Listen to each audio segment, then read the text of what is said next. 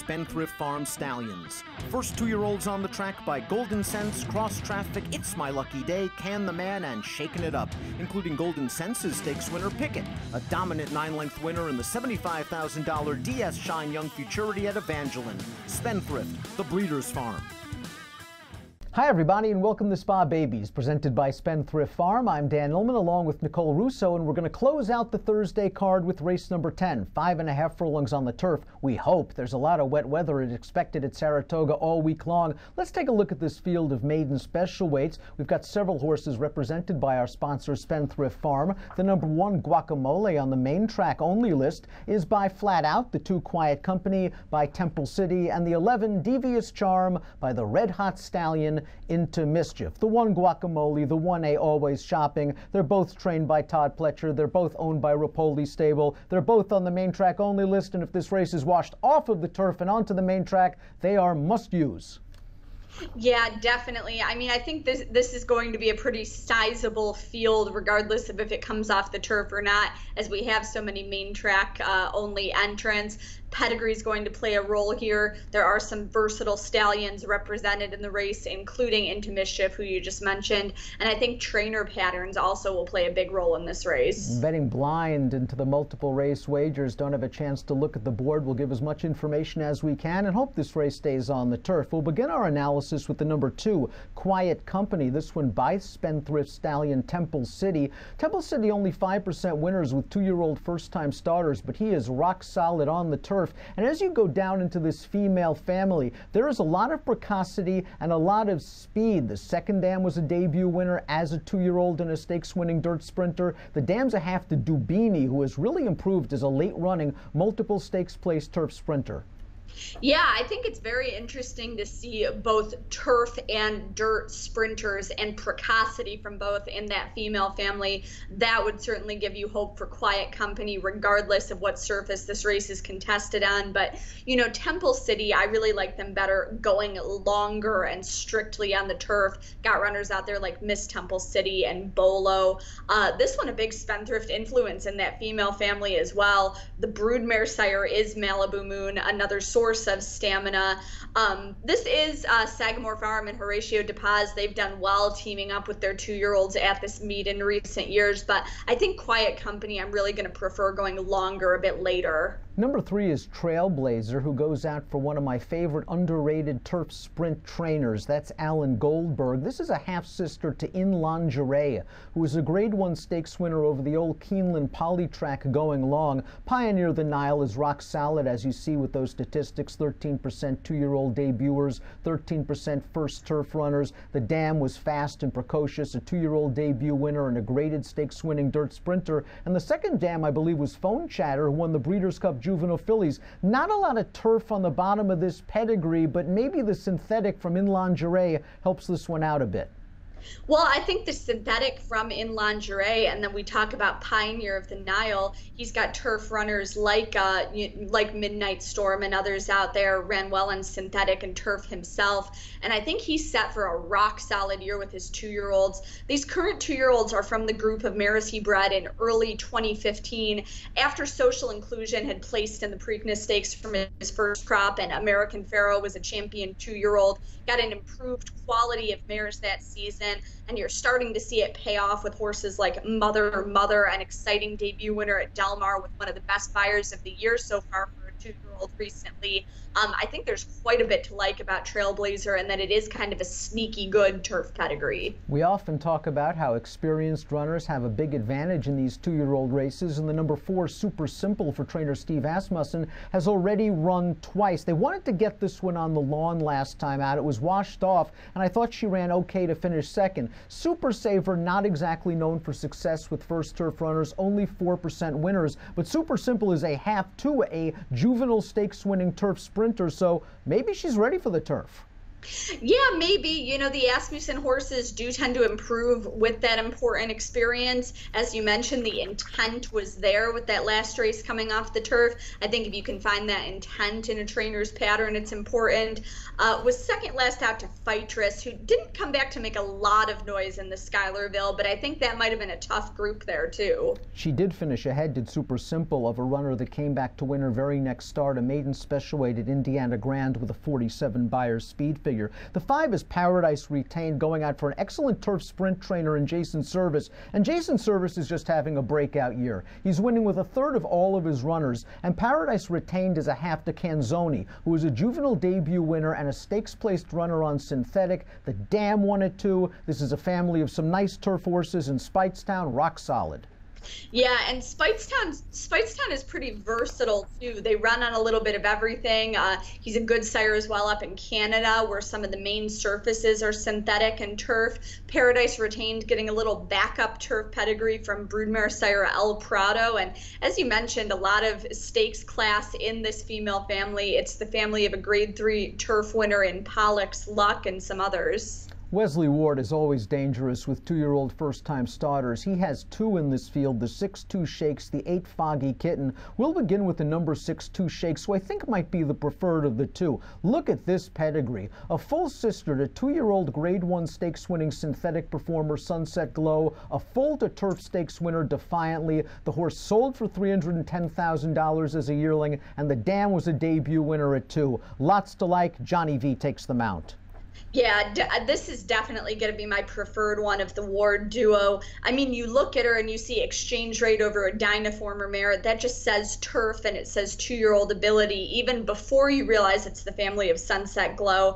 Now, she was an early 2-year-old who broke her maiden sprinting on the Belmont turf, was stakes placed at the renowned Royal Ascot meeting for Wesley Ward, who likes to take him over there. She came back to win the Sorrento and then the Grade 1 Delmar debutante, both on Delmar's old synthetic, before finishing second in the Breeders' Cup Juvenile Fillies turf.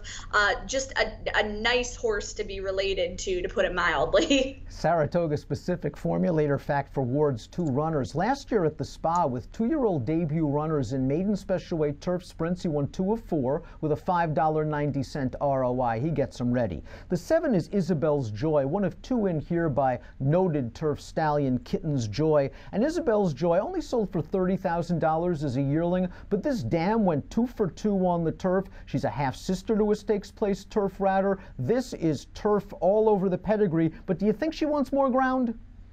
I think so. We'll talk about this in a minute too, but this is why I prefer the Wesley Ward runner we just discussed to his other runner, who is also by Kitten's Joy. I do prefer those going longer. They really want to go that route of ground in these major turf events, and the female family on this one just seems to back it up. The Dam a half to a stakes place turf router herself. If you believe in red-hot trainers, however, the veteran Phil Gleaves has a fairly remarkable formulator fact. Over the last 3 months, he's run 2 2-year-old debut runners in maiden special turf sprints. Both have won. The ROI, an astounding $63.25, perhaps bombs away again with the 7 Isabelle's Joy, 15 to 1 on the morning line. Let's discuss Wesley's number 8 Foggy Kitten, a $27,000 buyback in April, breezed a furlong in 10 and 2. This Dam won 4 turf races. Again, lots of turf in this pedigree, but as you alluded to, maybe more distance.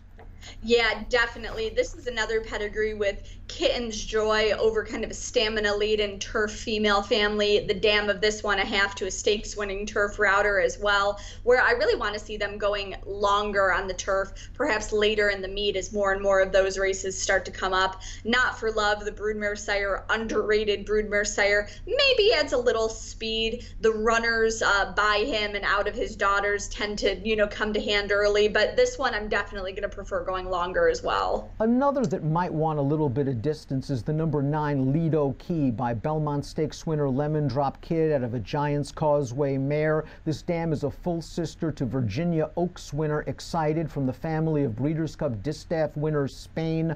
Again, I like 5 furlong workouts, a lot of stamina building works. I wonder if this is a prep for something longer, although some of these workouts have come in company with one of Gary Contessa's turf horses that ran earlier this meet and ran pretty well with traffic around 2 turns. Yeah, definitely. I could see this one being ready to go early. I could see this one prepping for something down the road. Definitely a lot of stamina in that female family. It's the family of Breeders' Cup Distaff winner Spain. Lemon Drop Kid by King Mambo, a terrific turf sire, particularly going longer. This one, though, I do think you'll want to take a look at if the race does come off the turf. It's a versatile family as well. Lemon Drop Kid can certainly get them on the dirt, being a dirt runner himself. Spain, of course, ran on the dirt, even though you have a lot of turf influences in that female family. So Lido Key, maybe some versatility there as well. Leading trainer Todd Pletcher, represented by the 10 Sweeter Than Wine. I think this is a fascinating pedigree from the first crop of Noble Mission, and we talked a little bit about Noble Mission already on Spa Babies, a full brother to Frankel. You would think that's all turf. There is a lot of dirt on the bottom of this pedigree. I have no idea what kind of horse Sweeter Than Wine's going to be. Well, maybe they're trying to figure it out. We are on turf here, but we are sprinting, so kind of a little bit of both, maybe a learning experience type of race. This is, kind of a classic Robsham dirt family. So many good horses on the page, including horses like Discreet Dancer, Travelin' Man.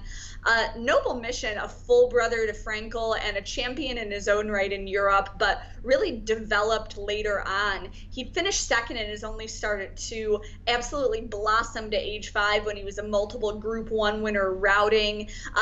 He's over here where he's going to match up with more American, more dirt type, maybe more precocious mares, but overall I do think his runners are going to turn out to be kind of later bloomers and that they're definitely going to want to go longer. Like Wesley Ward, Todd Pletcher excels with 2-year-old first-time starters. As we see, last year at Saratoga, he ran 4 debuters going short on the turf in maiden special weights. 2 of them won with a $6 return on investment. We complete the body of the field with an experienced runner. The number 11, Devious Charm by Spendthrift Stallion Into Mischief. This horse was favored in her career debut at Keeneland, running against a really live group of horses, and then came back at Churchill Downs and ran into Blame the Frog, who came back to win with a 66 Beyer speed figure. The 5th place horse from that race came back to win on dirt with a 68 Beyer speed figure. Devious Charm and Mark Casse, these horses do well usually with the surface switch, and there is turf in this pedigree. Yeah, definitely. I think it's a versatile page. Into Mischief, standing at Spendthrift, as we mentioned, just off one of last year's leading juvenile sires and just off to a phenomenal start with his 2-year-olds this year with Sanford winner Sambaye, impressive debut winners like Instagrand and some others. So he can certainly get them to win early. He did his work. He was a Grade 1 winner on synthetic, and his runners succeed on a little bit of everything. He's got Vijack out there, who was a graded stakes winner on both turf and dirt. He's kind of the prime example.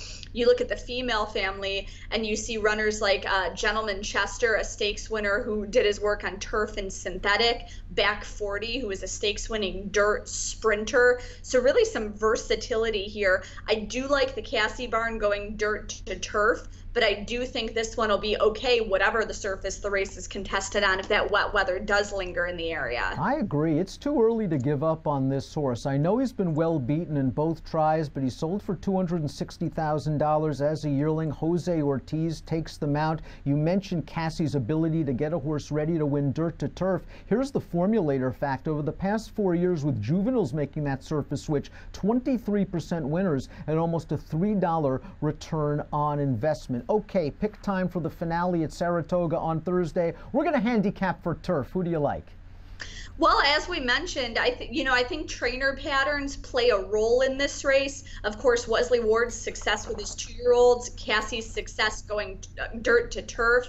That in mind, I think Devious Charm will take a lot of action. And of the Ward duo, I do like Two Shakes a bit better, as the Kitten's Joys, I think, do better with more distance.